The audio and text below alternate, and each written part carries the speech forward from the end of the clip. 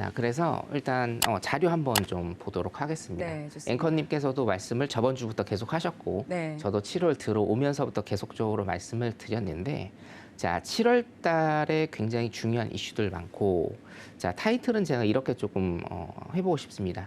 인플레이션과 리세션인데요. 인플레이션, 물가 상승이죠. 물가 상승과 경기 침체죠. 리세션, 경기 침체인데, 자, 지난주 목요일과 지난주 금요일 지표들을 한번 잠깐 상기를 해보겠습니다, 여러분.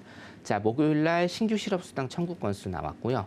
금요일 날 굉장히 중요한 지표 2개가 나왔습니다.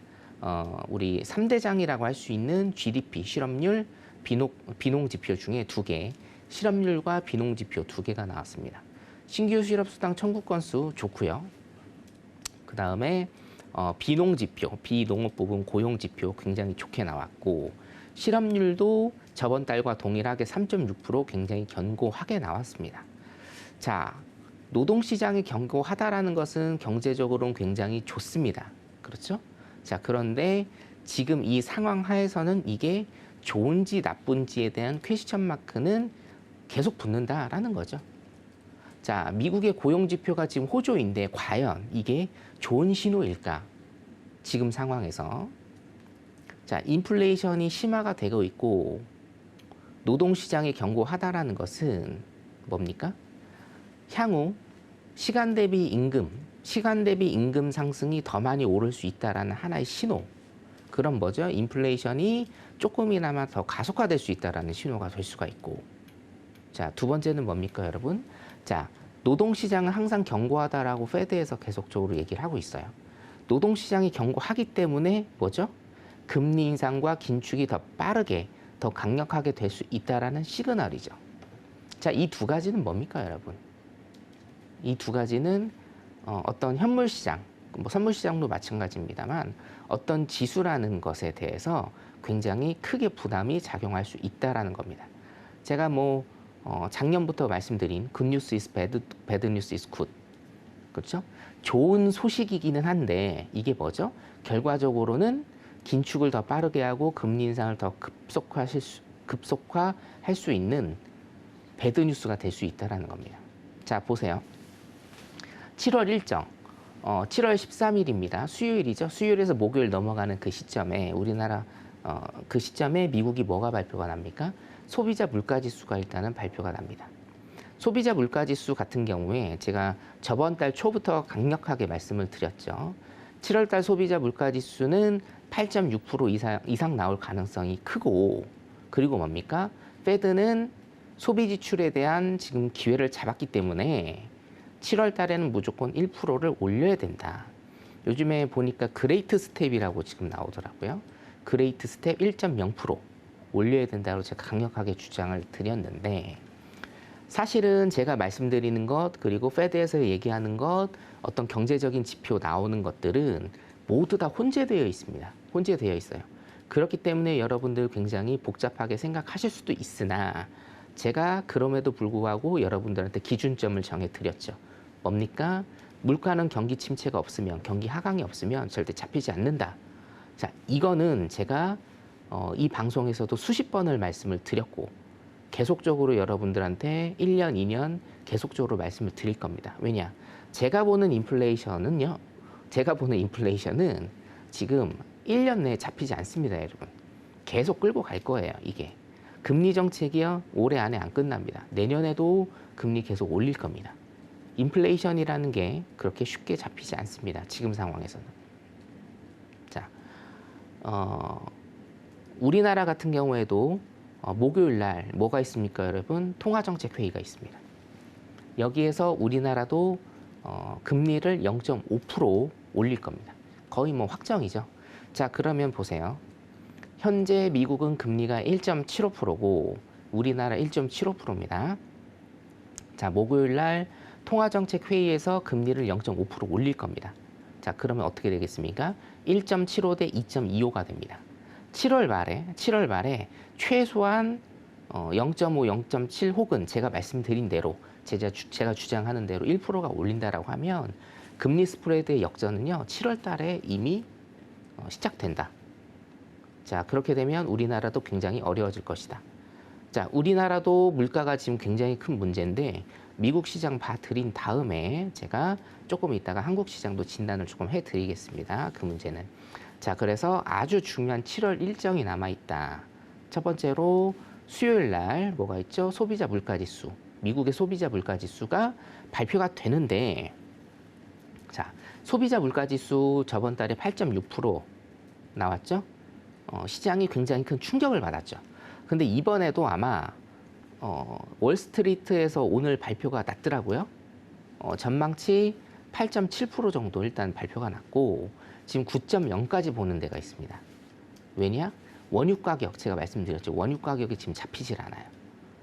자, 그렇기 때문에 이번 주 소비자 물가 지수도 8.6 이상으로 나올 가능성이 굉장히 커요. 자, 시나리오를 한번 해볼까요? 간단합니다. 자, 물가를 잡아야 되는데 지금 물가가 잡히지 않고 계속적으로 오르는 상황이에요. 그러면 어떻게 됩니까? 금리는 인상을 할 수밖에 없어요. 자, 금리를 0.75% 올렸을 때 시장은 어떻게 반응을 했나요? 충격을 받았어요. 이 충격은 좋은 충격입니까? 나쁜 충격입니까? 지수가 빠지긴 했지만 제가 말씀드린 대로 지금 지수가 빠져야 됩니다. 경기가 하강돼야 되거든요. 좋은 시그널이에요. 저번 주에 제가 소비자 물가지수 PCE 어떻게 해석하는지 말씀드렸죠? 소비자 물가지, 죄송합니다. 소비 지출, 미국의 소비 지출이 지금 줄고 있다. 이거는 뭡니까?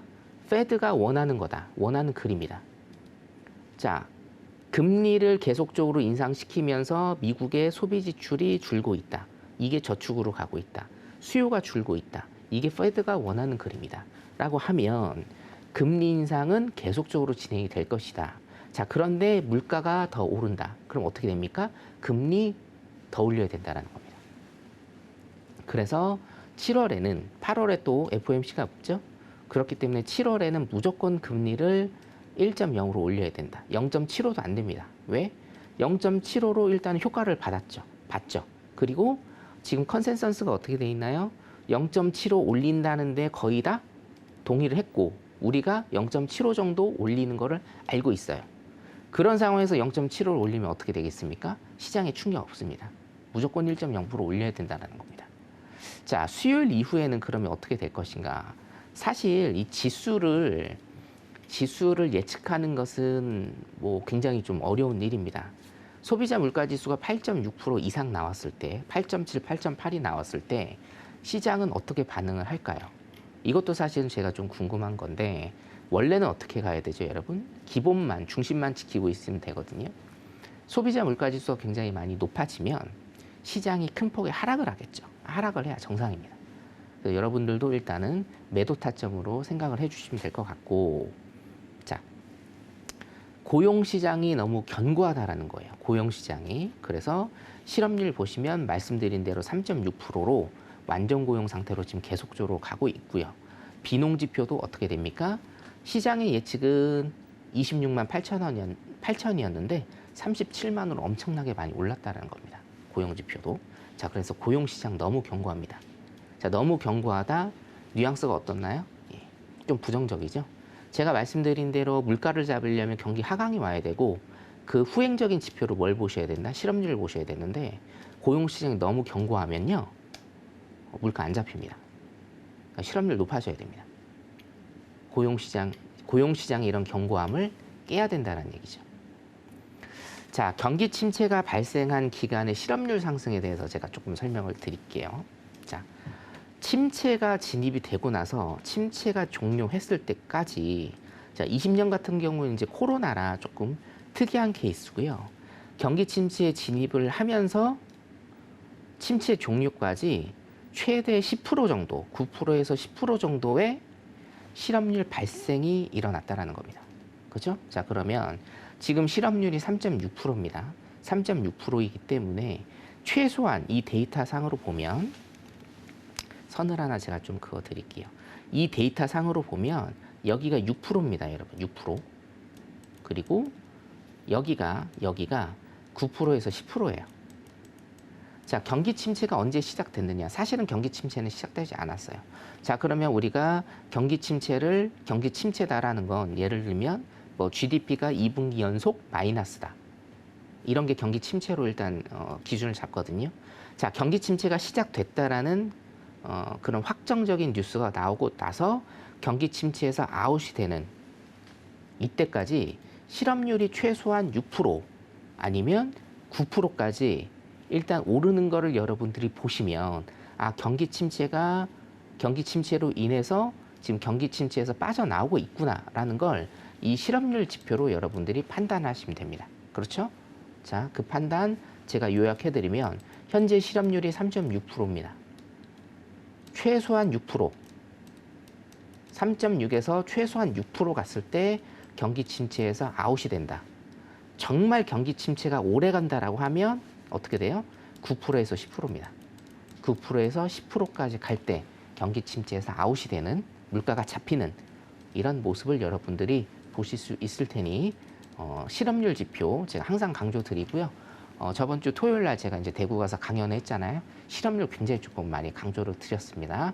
여러분들 실업률 지표 보시면 경기 침체와 인플레이션 어떻게 내려가는지 잘 아실 수 있을 겁니다. 이거 주목하시면 되겠습니다. 자, 미국 시장 여기까지 보겠습니다.